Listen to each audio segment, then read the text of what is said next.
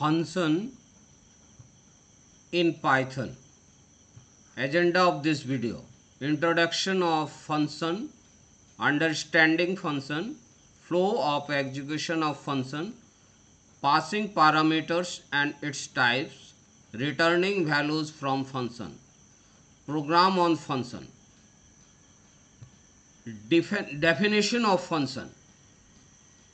Large programs are divided in number of small programs so that it can be written easily and maintenance also becomes easier.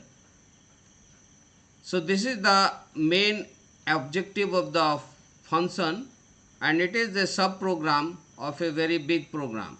Function is a named group of statements which acts on data and returns some value. So it acts on data and returns some value. So syntax of function definition is def. It starts with def keyword and then the function name, then set of parameters, it ends then colon, and then set of statements, and then some return one return statement. So types of function. There are two types of function. One is inbuilt function and other is the user defined function.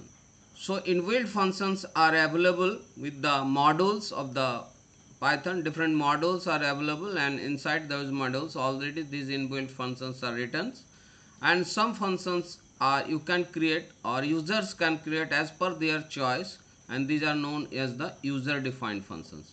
We learn the user defined function, how to define a function and how to use it and its other characteristics. So now some programs, practical programs on function.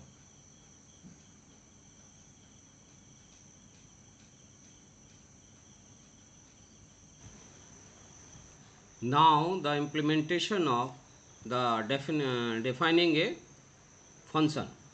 So we'll learn how to define a function, its different parts, parameters in a function, and different values in a function or default values in a function.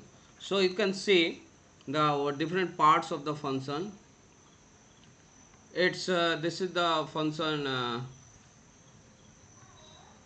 This is the keyword. It is function starts with a def keyword, and this is the name of the function, and these are the parameter list. You can pass the values as a default values, and you can without the default values you can write the function. So and this is the one statement in this function, and this is the body of the function. You can write number of statements here, and this is the return statement. A function can have a return statement and without return statements also.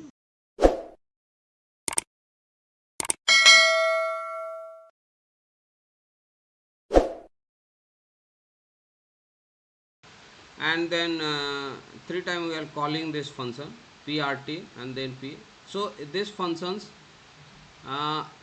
is actually having the default value. So when we call the functions with the accepted values, we are passing the function accepted value prt, and in this case we are not passing the values p, only p is passed there, and here no values is passed, so it will take these values from the definition. Now without these two values, first we will execute this function without these two values, and then we will use the function for with the default values.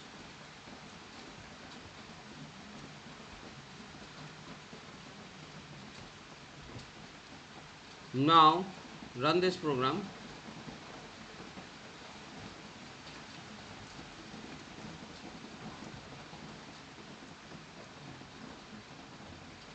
So give the principal amount and rate and time. So this is the function call. You can call number of times. A function can be called number of times. because the function, this is the important, this is the facility in the function. It can be called number function, so it saves our time, that you don't have to write the function again and again, some set of statements again and again, but you can call whenever required, and it makes the maintenance also easier. Whenever there is a problem in some module, then we can change the module's function definition part, and it will be available everywhere. So maintenance becomes easier, and also the the program writing, or it saves our time, that we don't have to write again and again, so it saves the memory space also. So there are a lot of benefits related to function saves the time, function saves the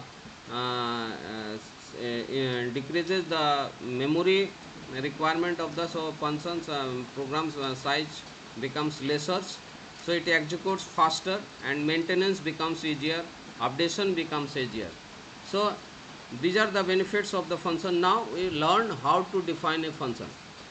Now we learn the default values. So suppose the default value of r is 2.5.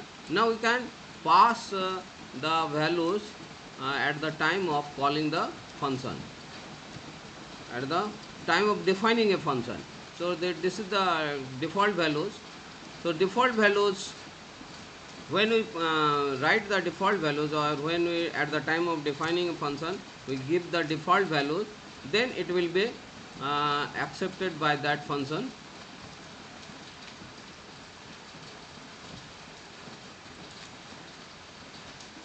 If the no values is passed, suppose these are the values,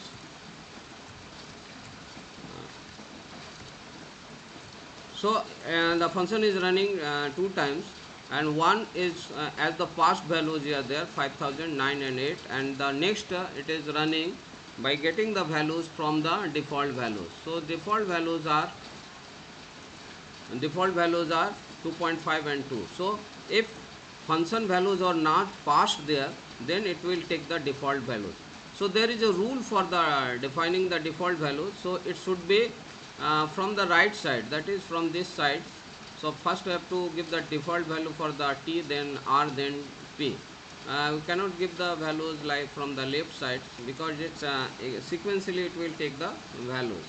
Now suppose I'm running this function without giving the value of p. So p is not given there, value is not given there, so it will not run, the third function will not run. So suppose some values is given there and rate. So the third function is not executing because the third value is not given there in the default values. So if I give the third value, that is the p value of the p, then it will accept that value, and the third function will also execute.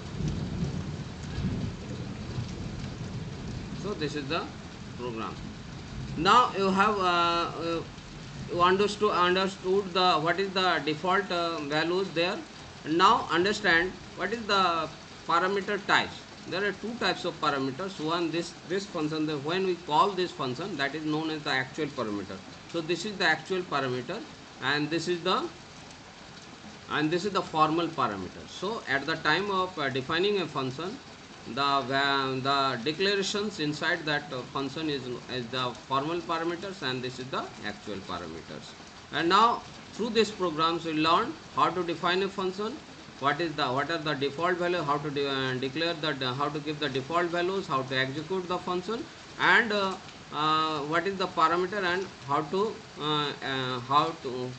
the parameters value, how the different types of parameters are there, formal parameters and actual parameters, and then this is the these all things we learned. Now we learn actual programs. We will implement one program related to the function definition.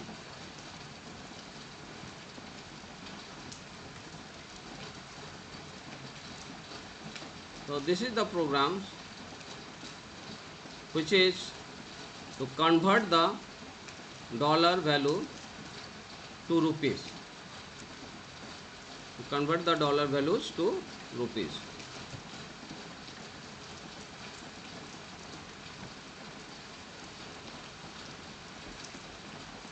Now this program is actually taking the amounts from the in dollars and its conversion rate from dollar to rupees, and it converts the value. So this program does not have any extra statements, that in the return statement the calculation is taking place. So at the time of returning the value, the expression, mathematical expression is used. You can use this type of things also. So now the program is execute this program. So run this program.